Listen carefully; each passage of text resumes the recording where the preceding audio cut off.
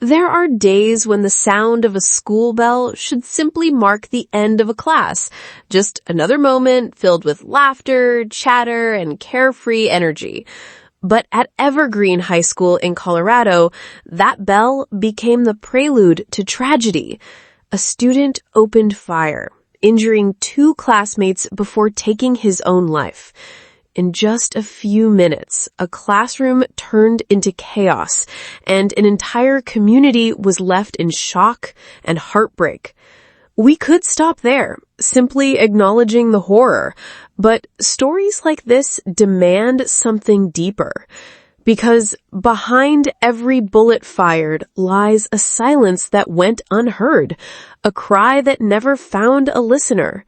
Too often, young people drown in their pain, anger, or loneliness, and society fails to notice. This tragedy carries a powerful reminder. Listening can save lives. The first lesson is simple yet profound.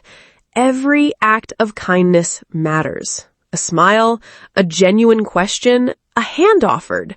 Sometimes that's all it takes to turn someone away from the edge.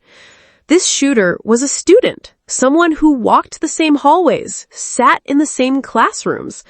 What if before hate took over, he had found a safe place to share his pain? The second lesson is about courage, speaking up when you're hurting.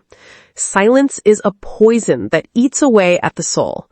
We must remind ourselves and each other that it's okay to admit when we're struggling, to confess that we don't know how to keep going.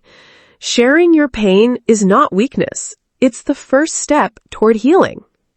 And finally, this tragedy teaches us that life is fragile, yet priceless.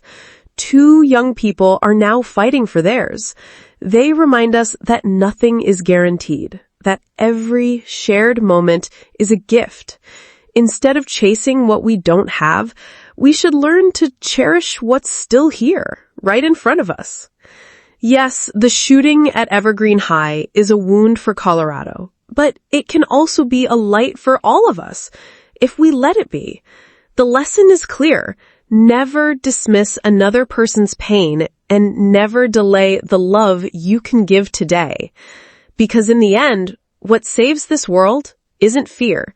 It isn't violence.